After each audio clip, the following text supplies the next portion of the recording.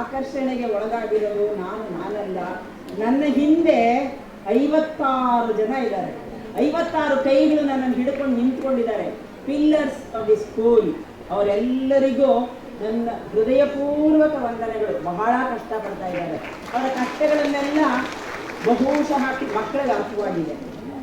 ಮತ್ತು ನಂತರ 10ನೇ ಕ್ಲಾಸ್ ಮಕ್ಕಳೆಲ್ಲ ಎಲ್ಲೆಲ್ಲೋ ಕೂತಿದ್ದೀರಲ್ಲ, ಕೆಲವೊಬ್ರು ಗ್ರೀನ್ ರೂಮಲ್ಲಿ ಇದ್ದೀರಾ, ಎಲ್ಲಿ ಬೇಕಾದರೂ ಇರಿ. 2 ಮಾತು ಕೇಳ್ಕೊಂಬಿಡಿ. ಈ ಸತಿ ಪಾಸ್ ಆಗೋದು ತುಂಬ ಸುಲಭ. ಇದು ನಮ್ಮ ಎಜುಕೇಷನ್ ಮಿನಿಸ್ಟ್ರೇ ಹೇಳ್ಬಿಟ್ಟಿದ್ದಾರೆ. ಆ ಸುಲಭವನ್ನು ನೀವಾಗಿ ನೀವು ಕಷ್ಟ ಮಾಡ್ಕೊಳ್ಳದೆ ಪಕ್ಕದಲ್ಲಿ ತಂದೆ ತಾಯಿಯರು ಕೂತಿದ್ರೆ ಅವ್ರು ಸ್ವಲ್ಪ ಕಿವಿ ಹಿಂಡಾದ್ರು ಮನೇಲಿ ಓದಿಸ್ಬಿಡಿ, ಬೇಗ ಪಾಸ್ ಆಗಿಬಿಡ್ತಾರೆ. ನಾವು ಕಿವಿ ಹಿಂಡಿರ್ತೀವಿ ಸ್ಕೂಲಲ್ಲಿ, ನೀವು ಮನೆಯಲ್ಲಿ ಹಿಂಡ್ಬಿಟ್ಟು ಹೆಂಗಾದ್ರೂ ತಳ್ಳಿ. ಇದೇ ಒಂದು ಸಮಾರಂಭದಲ್ಲಿ 63 ಜನ ಏನು SSLC ಓದ್ತಾ ಇದ್ದೀರಾ, ಅಷ್ಟು ಜನಕ್ಕೆ ಅವಾರ್ಡ್ ಕೊಡೋ ಅಂತ ಭಾಗ್ಯವನ್ನು ನನಗೆ ಕಲ್ಪಿಸ್ಕೊಡ್ತೀರಾ ಅಂತ ತಮ್ಮ ಎಲ್ಲ ಪೋಷಕರಲ್ಲಿ ವಿನಂತಿ. ಇದು ಮಾತಾಡಿದ್ರೆ ಎಲ್ಲರೂ ಕೇಳಕ್ಕೆ ಕಷ್ಟಪಡ್ತಾ ಇದ್ದಾರೆ. ಸೌಂಡು, ಲೈಟು ಜಗ ಜಗ ಅಂತ ಇದೆ. ಅವರೆಲ್ಲರೂ ಬಹಳ ದಿನದಿಂದ ಬಂದು ಕಷ್ಟಪಟ್ಟು ಇಲ್ಲಿ ರೆಡಿ ಮಾಡ್ತಾ ಇದ್ದಾರೆ. ನಮ್ಮ ಮಾತು ನಾನು ಇಲ್ಲಿ ಹೇಳಿದ್ರೆ ನೀವು ಕೇಳಿಸ್ಬೇಕಾದ್ರೆ ಇದು ಮುಖ್ಯ. ಇದೆಲ್ಲರಿಗೂ ಸಹಾಯ ಮಾಡ್ತಾ ಇದ್ದಾರೆ. ಈ ಜಾಗ ಕೊಟ್ಟಿದ್ದಾರೆ, ಯಾರಿಗೆ ಅಂತ ನಾನು ಸಹಾಯ ಥ್ಯಾಂಕ್ಸ್ ಹೇಳಬೇಕು ನನಗೆ ಗೊತ್ತಾಗ್ತಾ ಇಲ್ಲ. ಎಲ್ಲರಿಗೂ ನಮ್ಮ ಮುಂದೆ ಇನ್ನೂ ಮಾಡಬೇಕಾಗಿರೋ ಎಲ್ಲರಿಗೂ ನನ್ನ ಅನಂತಾನಂತ ವಂದನೆಗಳನ್ನು, ಅಭಿನಂದನೆಗಳನ್ನು ತಿಳಿಸ್ತೀನಿ. Thank you.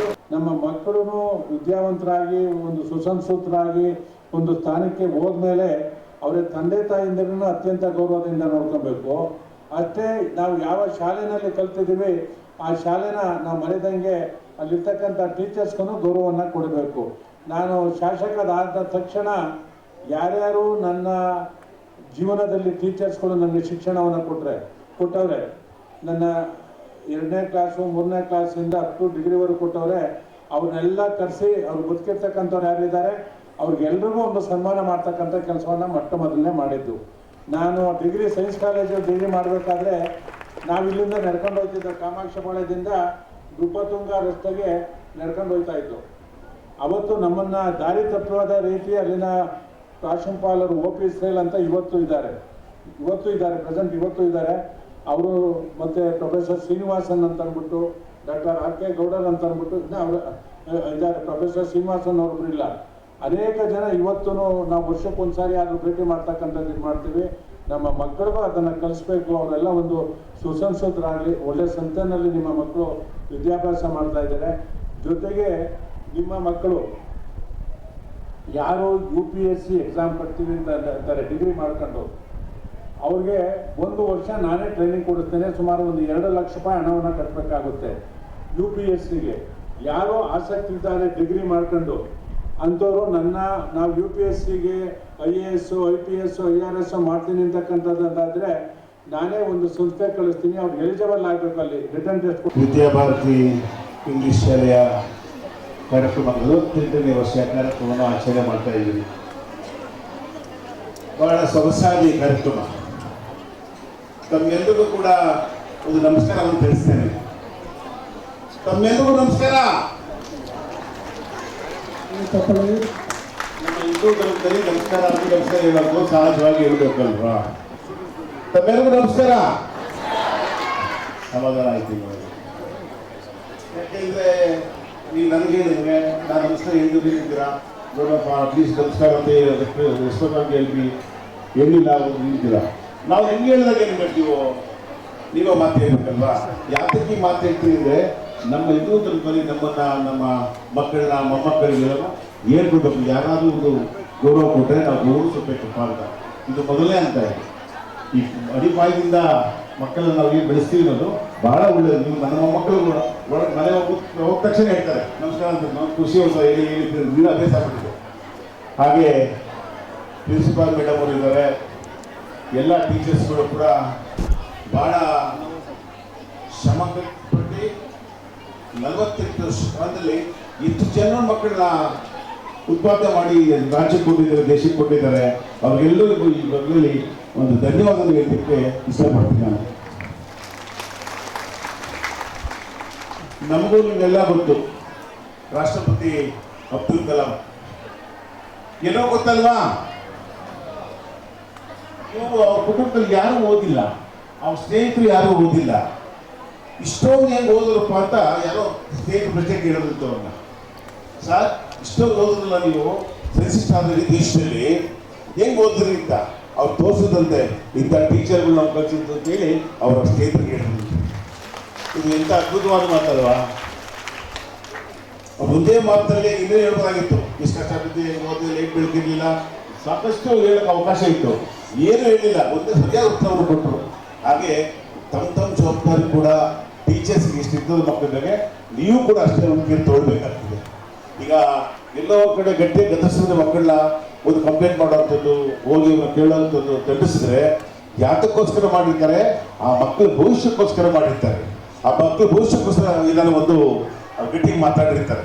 ಅದನ್ನು ನಾವೇನಾದರೂ ಶಾಲೆ ಹತ್ರ ಹೋಗಿ ಮಾತಾಡಿ ಕೊಟ್ವಿ, 10 ಜನ ಮಕ್ಕಳು ಬಂಧಿಸ್ತಾರೆ, ಅವ್ರ ಮೇಲೆ ಸಪೋರ್ಟ್ ಇದೆ ಅಂತ. ದಯಮಾಡಿ ಕೈಗೊಂದು ಕೇಳ್ಕೊಡ್ತೀನಿ, ಟೀಚರ್ಸ್ಗೆ ಫ್ರೀಯಾಗಿ ಅವ್ರು ಮಾತಾಡಲಿಕ್ಕೆ, ಹೇಳ್ಕೊಡ್ಲಿಕ್ಕೆ, ಕಲಿಸೋದಕ್ಕೆ ಏನೋ ತಪ್ಪು ನಿಪ್ಪವಾದಾಗ ಸರಿ ಮಾಡೋಕ್ಕೆ ಒಂದು ಅವಕಾಶ ಇದೆ. ಅದನ್ನು ದಯವಿಟ್ಟು ನಾವು ನೀವೆಲ್ಲ ಹೇಳಿ ಆ ಟೀಚರ್ ಒಂದು ಅವಕಾಶ ಕೊಡಬೇಕು ನಾವೆಲ್ಲ ಸೇರಿ ಕೇಳಿ ಈ ಸಂದರ್ಭದಲ್ಲಿ ಕೇಳ್ಕೊಳ್ತೀವಿ. ಎಷ್ಟು ಚೆನ್ನಾಗಿ ಯೋಚನೆ ಮಾಡ್ಕೊಂಡು ನಾವು ಅಂದರೆ 1 ವರ್ಷ ಕಾಲ ಶಾಲೆ ಮಕ್ಕಳು ಹೋಗ್ತಾರೆ, 9 ತಿಂಗಳು, 2 ತಿಂಗಳು ರಜೆ ಇರುತ್ತಲ್ಲ, ಅವತ್ತು ನಮ್ಮ ಮಕ್ಕಳು ಮೊಮ್ಮಕ್ಕಳಿಗೆ ಏನು ಕಿತ್ತಾಡ್ತಾರೆ, ಏನು ಜಿದ್ದಾಡ್ತಾರೆ, ಹೆಂಗೆ ಮಾಡೋದು ಅಡಿ ಎಲ್ಲ ಮನೆ ಮಕ್ಕಳು ಎಲ್ಲ ತಲೆ ಕೆಡುತ್ತದವ. ಅವ್ರು ಯೋಚನೆ ಮಾಡೋದಿಲ್ಲ. ಆ ಟೀಚರ್ಸ್ಗಳು ಎಷ್ಟು ಕಷ್ಟ ಬೀಳ್ತಾರೆ, ಇರ್ತಾರೆ ಅಂತ ಹೇಳೋದಿಲ್ಲ. ಏನೋ ಯಾಕೆ ಮಕ್ಕಳು ನಡೆಸ್ತೀವಿ ನೀವ್ಯಾರು ಅನ್ನೋದಕ್ಕೆ ಅಂತೀನಿ. ನಮ್ಮದು ಬೇಡ ಅಂತ ಈ ಸಂದರ್ಭ ನಮ್ಮನ್ನೆಲ್ಲ ಕರೆಸಿದ್ದಾರೆ. ಹಾಗೆ ನಮ್ಮ ಶಾಸಕರು ಕೂಡ ಈ ಕ್ಷೇತ್ರದಲ್ಲಿ ಒಂದು ಆರೋಗ್ಯ ಕ್ಷೇತ್ರ ಮಾಡಬೇಕು ಅಂತ ಹೊರಟಿದ್ದಾರೆ. ಇಡೀ ಕ್ಷೇತ್ರದಲ್ಲಿ ಇವತ್ತು ಜ್ಞಾಪನ ಮಾಡಿದ್ರು. 16 ವರ್ಷದಿಂದ ಜ್ಞಾಪನ ಮಾಡ್ತೀವಿ. ನಮ್ಮ ಅಧ್ಯಕ್ಷರಿಗೆ ನನ್ನ ಮಾಡಿದ್ದಾರೆ. ಅದು ಜೊತೆಯಲ್ಲಿ ಇಡೀ ಕ್ಷೇತ್ರಕ್ಕೆ ಮಾಡಿದ್ವಿ.